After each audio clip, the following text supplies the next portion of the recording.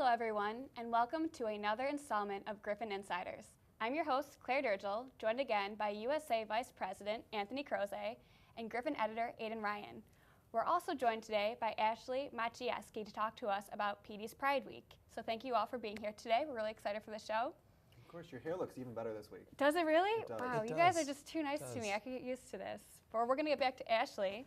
Okay, so you're involved with PD's Pride Week. Do you want to give us a little background about that? I am. PD's Pride Week started out in residence life as an event. They were trying to think of some way to encourage people to stay within the dorms. So there's competitions going on throughout the week between Bosch, Frisch, and Dugan at various events. And since residence life started this, athletics has hopped on, campus ministry has hopped on, counseling center, public safety, and USA Justice are all having events throughout the week. Awesome. And at each event, there will be some kind of competitive aspect between Bosch, Frisch, Dugan, and also for commuters and off-campus residents as well. So great. Thank you for that background. We've actually got a video to watch, so please take a look.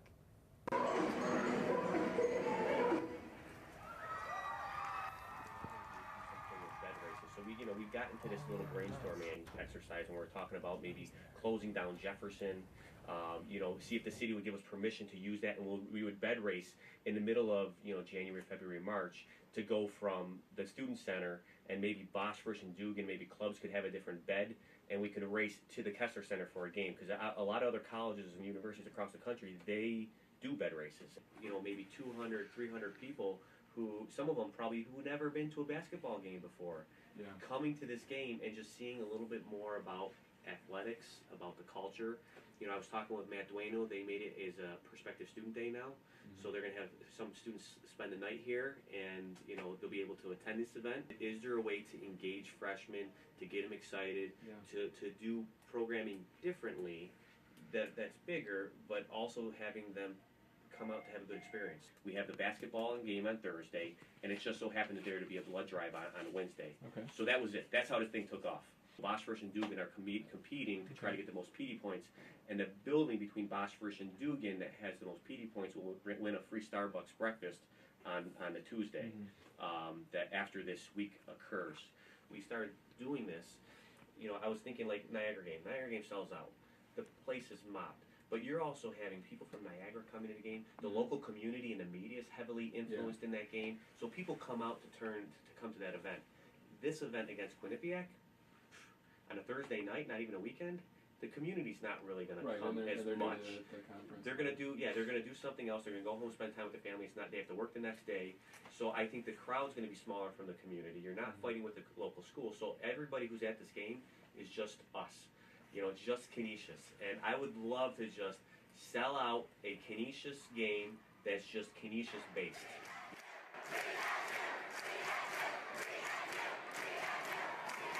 Now, Ashley, you're involved with one of the events. Do you want to tell us a little bit about that? I am. USA Justice and Campus Ministry, they're hosting the Buy Fair, Be Fair Fair.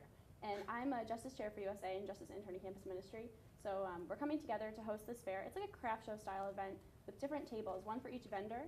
We're having vendors from different businesses in Buffalo that promote local, just supporting the local economy as well as fair trade items. So students can come get tons of free food and merchandise from all these local vendors and learn about the mission of their business, the just mission of their business.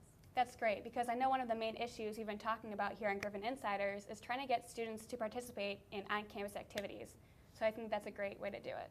Well, what struck me looking at this schedule here of events, I mean, you have the Buy Fair, Be Fair, Trade Fair. Fair. You have this Penny Wars competition. We have, we're closing down the dining hall and moving the dining hall operation to the Patrick Lee in the Kessler Center. We have the basketball game. We have a public safety open house. I asked Mark Pietkowski from ResLife, what's the theme here? What's holding all this together? What's the gravitational center? And he said, well, it's the heart. It's the heart. And I thought, well, perhaps in an abstract sense, but I'm not sure. Do you guys get the feeling that there's something at the core of this? Heart and pride. Those were Mark's guiding visions, I suppose. So the blood drive, like bleeding from your heart, taking pride in your community for the Buy Fair, Be Fair Fair. So PD's pride, PD's heart. I guess from your heart. They all. That's what I should take away from this. Sounds fatal, but it does. Yeah. Fun. It should be cool though. You're going to have a little bit of everything Absolutely. going on. And yeah, I guess it is kind of hard to find that center of gravity, but if it is around the heart, we have a bunch of different things going on. Give everyone a little taste of what's going on campus. I think one of the reasons that it's tough to wrap our heads around what this is, aside from the fact that everyone jumped on, is because it might be the new model of programming that we'll see at Canisius in years to come. I know Mark didn't talk as much about that. He's more focused on bringing this one off and making sure that particularly the freshmen are engaged. But Matt Mulville in Res Life, who sort of handed the project off to him originally, before it burgeoned and became what it is now, wanted to change programming fundamentally. Maybe get rid of RA programs, make them more about promoting what's going on. Yeah. He used the phrase, he said, we're all competing for the same students. And I think that's very true. So I hope that this provides a model for the future. Yeah, and I think you're going to see changes soon because we do spend so much money in the area of programming, and for us all to compete for the same students, it's almost silly. I mean, even when we see us try to get people over to athletics games, sometimes there's an event going on. We can't support athletics when you have so many events going on right on campus. So Yeah. I think programming will change in the near future. Well, I believe Connie Claire actually canceled an event Really? for this because she knew that everyone would be at the Patrick Lee on Thursday. So, and I haven't really heard of that before. Every now and then something gets dropped, but usually conflicts stay conflicts. I think you're seeing too a lot more of the same heads now are getting into the room and discussing programming. Right. I know over the past couple months they've been doing that a lot. Discussing, well, this is what I'm doing. What are you doing? Where's the overlap? Can we cut this out? And you're going to start seeing that more often, which is a good thing. Well, as far as residence life goes, on Thursday every week from 5 to 6, just a handful of RAs, I think 10 of us are randomly chosen. We're on kind of a board to remodel programming for the upcoming year. And the push will be to, the RAs will be more of a liaison between students and the campus programming rather than having random back to kindergarten night on your floor to build community with people on your floor. The RA's role would then become to bring students to larger events. So that's definitely in the works. By next fall, hopefully you'll see a completely new programming model implemented in Res Life. Well, because there are so many events to choose from on campus, are you guys doing anything different to get people to come to this? How are you getting the word out about it? Are you on social media? Is there Facebook pages for it? How can students find out about it? PD's Pride Week right now is kind of, I think Residence Life's starting with most of the programming. I know specifically for my event, for the Buy Fair, Be Fair Fair, we've reached out, we're doing Under the Dome, where flyers will be up tomorrow, big posters will be up tomorrow, emails out to professors, maybe in economics and as well as the social justice professors. Campus ministry, like we've made announcements in the bulletin at Mass. For this event specifically, as far as PD's Pride Week goes, I don't know how Residence Life or athletics or campus ministry are marketing their other events, so I can't really speak to that. I believe they've told resident assistants, get the word out. But right now, it's such a big job with so many moving parts that I haven't really seen a sort of concerted advertising campaign yet. But I think it's part of the change we're going to see. I think resident assistants will be agents of integration in the community in the future. Now. And for everyone watching, you know about it now, so tell your friends. It's going to be great. Yeah, that's actually what Mark Piekowski said. He said, buy your tickets early, because his ultimate goal here, I think what would make him happiest, is if we sell out the Kessler Center and not being for a Niagara game. We're playing Quinnipiac, I believe, that day, which is new to the MAC. The rivalry's not big. I don't think the community will show up as they did, say, this past weekend. So I hope he does. Because they did sell out for Iona. So They did sell it for Iona. And men's games are so much more popular than the women's game. Is there anything that we can do to up that, do you think? How are we going to get the word out about that? Well, the women should play better. I think that it's going to come down to the programming once again. It's going to come down to better advertising on campus. It's going to come down to everyone being more of a cohesive team. Increasing the communication between athletics and programming and Res Life, and letting everyone know what's going on when and how should we get there and when we're going to get there, and setting that up will really increase attendance, I think. I hope this snafu over the weekend, where the men's sign-making get-together took precedence over the women's game, I hope that really opens some eyes in athletics and in programming. Because there's an example where that was one office and they just said, this is the way we're going to prioritize. But I think that was high profile enough, and certainly the Lady Griffs came out and spoke out against that. So did members of Senate. As they should. I hope it won't happen again. Well, thank you so much, Ashley, for joining us. You're welcome. And Thank you for everyone having me. watching, please keep your eyes open for PD's Pride Week and be sure to get involved. We're going to take a quick break, and then we'll be back with more Griffin Insiders.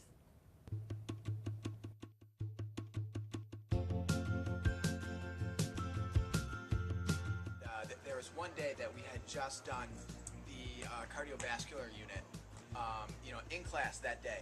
And then right after class, I went over to the Vascular Institute, volunteered, put the scrubs on. And one of the doctors asked me if I wanted to see an open heart surgery. And so I said, Oh, yeah, really? sure.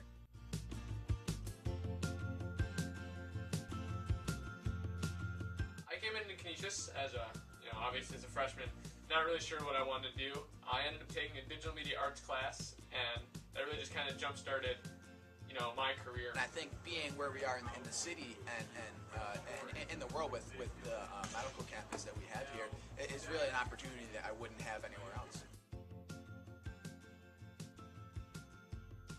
It's more than just academics. Meet different people. Go out and do things. There's so much more to college. It's an experience. I instantly fell in love with doing video work, graphic design.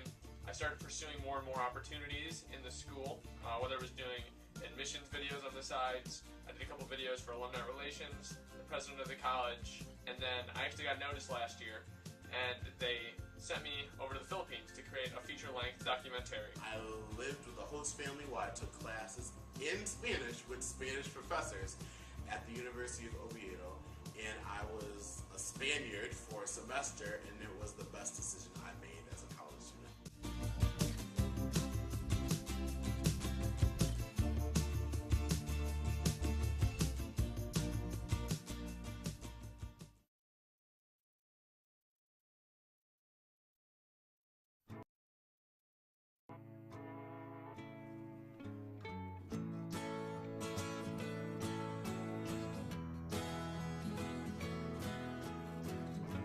Wake the sun, tell him that I've begun to dream of things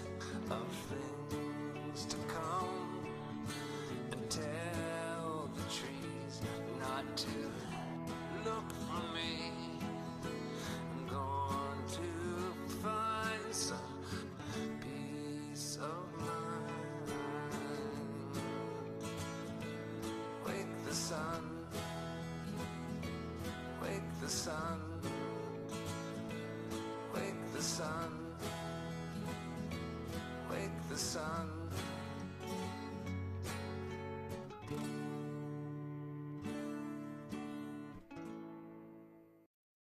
Welcome back to Griffin Insiders. A topic we started to discuss last week was the pressing issue over the status of student enrollment for the next year. As many current students are aware, enrollment has been on the decline for the past couple years. We're joined also right now by Kyle Ferrara, who just met with Dr. Wall to discuss this problem. Do you want to make a quick comment about that? Because we've got a video, but is there anything you want to say before that? Yeah, I met with him around 1 o'clock this afternoon, and for the last week, we've been trying to track down people in admissions to kind of talk about these numbers that are reportedly trending downward over the last couple years, and we were kind of stonewalled by Molly Bellaro, Director of Undergraduate Admissions, and finally that led us to Dr. Wall, who I spoke with earlier, and why don't we cut to that right now. So please take a Kyle look. Ferrara reporting for Griffin Insiders right outside the office here of undergraduate admissions, where for the last week we've been trying to line up interviews with Director of Undergraduate Admissions Molly Bellaro, who refused to comment for us at this time. Instead, we were directed to the VP of Academic Affairs, Dr. Rick Wall, whom admissions reports to on the matter, and he gave his thoughts on the downward trending enrollment numbers over the last few years at Canisius College. Yes, in the fall semester, our freshman class came in somewhat smaller than we thought it was going to be, and we revised our projections modestly downward for this spring semester. But I can tell you that the full-time day students came in at that revised projection, so the size of the undergraduate student body is where we thought it would be. Since 2005, Canisius enjoyed its most successful year for enrollment in 2007, when its freshman yield rate was 29%. Since then, that number has dropped 6.9 percentage points to 22.1%. The number of applicants was also trending downward until the college adopted the Common App, which made it easier for students to apply. But what accounts for this decline in freshman yield? Our applicant pool was significantly smaller back then. We had a higher yield rate per applicant. But since the advent of the Common Application, students are applying to more colleges. It's easier to apply to multiple colleges and universities. So so naturally speaking, the yield rate's going to decline. Canisius actually tends to have a pretty high yield rate relative to a lot of schools. There are a lot of schools that generate tons of applications and have yield rates that are down in the low teens and maybe even as low as 10%. So at a yield rate of 22%, Canisius has a pretty high yield. Compared to other schools, the yield rate may be high. What, for a typical university, what's the average yield rate like, and how much the difference is there? Yeah, I don't have that number off the top of my head, but I'm familiar with universities that, our size, that have almost twice as many applications, but the same number of freshmen. So I've seen yield rates that are dramatically lower than ours. Ours is very likely to be higher than average. You may not have the exact number. Can you give me an idea of what it is? I don't have an average. I'm not somebody that will give numbers unless I'm comfortable giving them. I asked Wall what Canisius has to do to return that yield rate to where it was in 2007. He believes the issue isn't raising the number, but securing the students that are already enrolled or will enroll at the college. I don't think it's as much getting the number back up as it is solidifying our base. We're in the university industry, if you want to call it that. And there's many colleges and universities, thousands of colleges and universities, all competing for the same number or declining number based on demographics of students. Not everybody can grow at the same time. So I really see it as an issue of solidifying our base by getting better and more information out about the quality of the Canisius education. We have very strong academic programs. The recognition of that out in the community before students get here is what we need to improve on, and we have efforts to do that in our marketing. Our marketing is evolving to being much more focused on what is different and what's transformational about a Canisius education, both from a mission standpoint, but also from a career standpoint. The marketing campaign, in Wall's eyes, still has a ways to go. I think it could have gotten off to a somewhat better start, but it takes time for a program like that to evolve to what you want to bring it to. The initial rollout of our branding campaign wasn't as focused on academic programs and the benefits academically of a Canisius education as I would have liked to have seen. All of this leads one to ask, does Canisius have an enrollment problem? Wall doesn't seem to believe so. It's a trend that is a problem if you don't address and formulate a strategy and a plan for how to deal with it. And there's been lots of efforts on this campus to make sure that we're planning for what the size of Canisius is and will be, and doing that in a way that ensures that the academic programs that we're delivering are best for our students. I mean, students come first here, and all the planning that we do is to ensure that students have the best experience. Well, now that we've heard from Dr. Wall, Kyle, what kind of lasting impression did he leave you with? Well, I went in there with my numbers and with my resolve, and he seemed to have this demeanor about him that there was no such issue with enrollment. And he pointed to the fact that numbers are trending downward, but he attributed that partially to a rise of applicants and saying that there wasn't really that much change in enrollment, but the percentage went down. And he also mentioned that there's not as much to draw from in Western New York, which is traditionally where Canisius gets most of its enrollment. And these are the kinds of things that he pointed to, rather than saying that, yes, there may be a downward trend or any kind of problem with enrollment. So he actually seemed optimistic to me, but also closed off in a sense as well. Well, it's interesting because you just said that he first references the yield rate in the Common App, saying that the numbers aren't going down, it's the yield rate going down, which means that we have more applicants but not as many committed. That doesn't mean necessarily that the number of committed students who do end up enrolling here goes down. We've seen the numbers. The numbers did go down. And in fact, he admitted in the next breath that they went down by citing the changing demographics in New York State. So I'm wondering really what's going on here. Well, that's what we were hoping to solve, and I was still, after the interview, left wondering. We talked for about 10 minutes total. You only saw about 4.5 minutes there.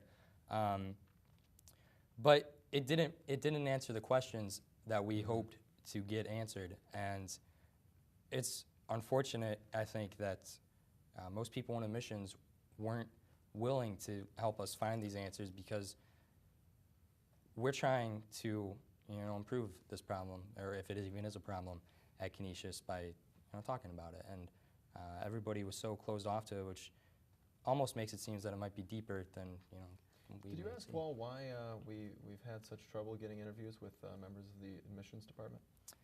I did. It was not on camera when I did, but he only said that there's certain things getting out to student media through faculty that he's not happy with, and he's Something that happens. From his perspective, maybe. But he wouldn't say what those things were, and that puzzled me a little bit too. It seems like maybe they're not inaccuracies getting out, just things that he doesn't want us to necessarily know, even though as media, they're things that we're supposed to go out and get. And he referenced the article that you had in the Griffin on Friday about faculty in the School of Education.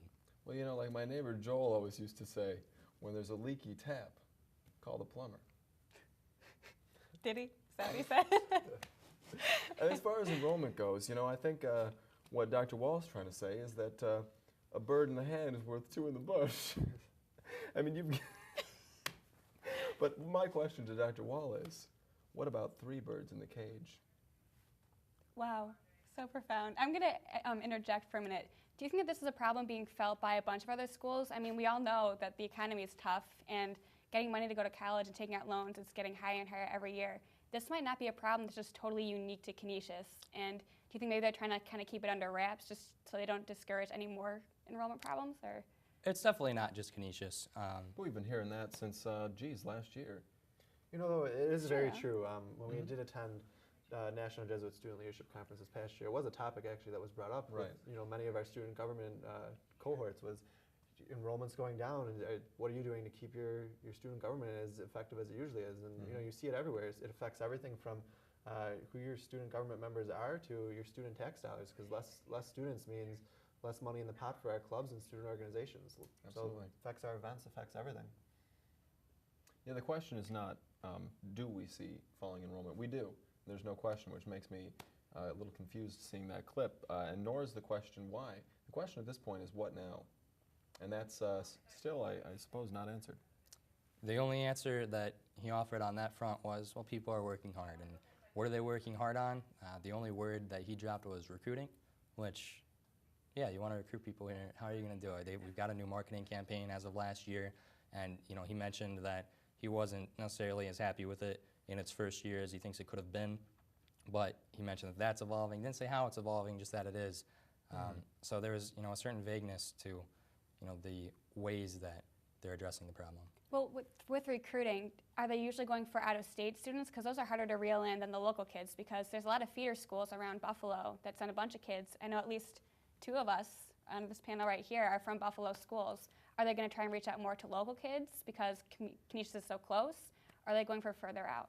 They're trying to reach out in both areas for people who are residents around Buffalo, for people out of state. Myself, I'm from Ohio, and somehow they reeled me in here. I also mentioned how they're trying to recruit international students. So I don't really think there's any kind of location that they're focusing in on. It's just anyone they can bring in from anywhere. If I can speak to this, they do have kind of a series of interesting strategies in place that I think they put in place in response to these numbers. And ones that I think may be effective. It's early to see now, but we've seen a lot of advertising locally. We've seen it in the mall. We've seen our banners and our billboards in the 190. So we are trying to attract locally, but they've placed a special emphasis on sending admissions officers to cities with direct flights to Buffalo. So we're trying to recruit the students who want to get out, but don't want to be so far from home that you have to take a transfer flight or anything like that. Which I thought was kind of an interesting strategy. We also have an admissions officer dedicated to overseas recruitment, and that officer takes trips overseas with some of our partners, the names of which Molly Bolero has not released, but we do partner with institutions overseas. And we're trying to we're hosting a conference, or we did host over the summer, a conference of admissions officers, and this was presented to Dr. Mangione, VP for Student Affairs, much earlier than that in the planning stages, and she was told that schools that host this see increased applications, and she said, well, show me the numbers, and there weren't any, but we went ahead with it, and now we're actually tracking it. We're the first school to track that, so the results should be in within a matter of months. Very interesting. Well, It remains to be seen, I suppose, then, where this is all going to go. And they wouldn't disclose any projections for this spring for coming years, which it would have been nice to be able to see where they think these changes that they're implementing are taking admissions and enrollment and how many kids are applying. Obviously, more are applying. And it becomes a question then also of who do we let in as far as who's applying, how many of them, what standards we set, because you are going to have to start letting more people in if these other numbers continue to drop. Are we seeing a certain group of students who are not entering the school? I mean, you've got a lot of commuters because, again, there's a lot of filler schools in Buffalo. Are we seeing a decrease more in commuting students or resident students? The biggest decrease, based on the numbers that I was able to see, which can be found right on the Canisius website, was a drop in residents. That the percentage for commuters was actually very similar to what it was in 2007, but the biggest drop-off was in residential students. And part of that is this isn't necessarily the most attractive college to be a resident at. There's not a lot to do nights and weekends. We've talked about it before. The price of on-campus housing is exponentially higher than off-campus housing. So I think that has partly to do with it. Well, and I think you're going to see, when we start seeing change of the programming, you're going to see that change as well. Because, like Kyle said, you do see the fact that we do sometimes have a lack of programming on campus. And once that starts to pick up, then people might want to live on campus a little bit more often, and they'll see that value go up. Well, there's a lot to talk about with this, and here at Griffin Insiders, we'll always try to keep you updated on issues important such as this. But for today, we're out of time. Once again, I'm Claire Dirrigl, joined by Aidan Ryan. Anthony Kroese. Kyle Ferrara. Thank you, and we'll see you next week.